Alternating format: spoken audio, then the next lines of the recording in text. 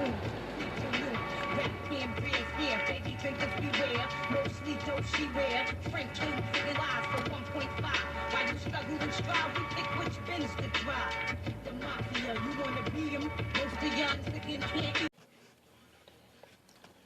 Carter 6 is here. Yeah, I'm a little excited about that, yo. Carter 6 is finally here. Yeah, I know a lot of people didn't like the Carter 5. Me personally, I enjoyed the Carter 5. Only, because I'm a Wayne fan. And, he was spitting. He was making actual real music, concepts. Um, I think being at the fact that the Carter 5 came out, I think like a year or two later than what it was supposed to come out, and Wayne didn't really go back and make the entire album like how he did the Carter 3 when the Carter 3 had got stolen or whatnot, and he went back and just remade the whole album. With Carter 5, he just basically released what he was going to release. Like if it would have came out when it was supposed to come out, the Carter 5 would have been epic. You know what I mean? But being that it came out, how music had changed so much within that 2-year span, 3-year span, or whatever that he was holding the album when he was going through what he was going through with Birdman, the Carter 5 kind of sounded outdated a little bit. It still had like a couple new records, like the one with Nicki, and I think the one with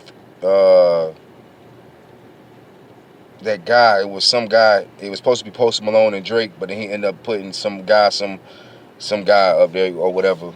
But and then he went back and they said a lot of songs had 3 verses because at the time when he recorded the album, a lot of the songs was we were doing 3-verse song. They had 3-verse songs at the time, so he had to go back and take verses out so it could be 2-verse songs and stuff like that. So the Carter 5 was really just like something that I really think Mac Maine did that, because when you listen to the Carter 5, it only really had like Travis Scott, couple collaborations, but Ashanti, you know what I mean? But for the most part, it had Wayne's baby mama Nivea. It had Wayne's daughter, had Wayne's mother on the intro and on the outro song. Let It All Work Out when she was talking, and then in the beginning of certain songs, she was speaking on song like skits and stuff. She was speaking, so it was more like a family oriented album, like a more like a like another side of Wayne. Like he talked about how he thought about committing suicide, stuff like that. You know what I mean? So the Carter 5 was like, it was just different from the other Carters, But being that I'm saying that, I wonder what's going to be different about the Carter 6 that's different from his other albums, because that he does stuff. He puts specific songs on the Carters, and the Carters sound more like a professional album. Like the I'm Not a Human Being album sound more like mixtapes, or like more like fun records. It's not like the car. You guys know what I'm talking about. Them Carters have that certain feel. He get personal with the Carters. He get more like in depth with the Carter music. So I'm really looking forward to see like what is he gonna come with new, because if you remember, on the first Carter he had the intro, the interlude, and the outro, and they all had the same beat, and pretty much made the album complete. And on the second album, on the second Carter 2, he did the same thing, but he started with the Mob first, but then he did the Walk In, the Carter 2, which is like the middle, the Carter 2, and then the Fly Out, which is the outro. Then on Carter 3, a lot of people don't know this. He was gonna do the same thing with the intro, interlude, outro. There was a few things they say he was gonna do it with the Millie. I heard on YouTube they said they was gonna do it on the Millie thing. Millie was gonna be like the intro, and they was gonna do he was gonna put Lil Mama, because people don't know he was gonna sign Lil Mama. Hurricane Chris. He was gonna sign Hurricane Chris, and then Tiger. Tiger was gonna be up there too. So it's gonna be like the intro, interlude, outro thing. Like, you know what I mean? But he didn't do it. But if you see on Carter 4, he did it on Carter 4 when he did the intro. The interlude was Andre 3000 and Tech 9, and then he did the outro with Bun B, Nas, Shine, and Busta Rhymes.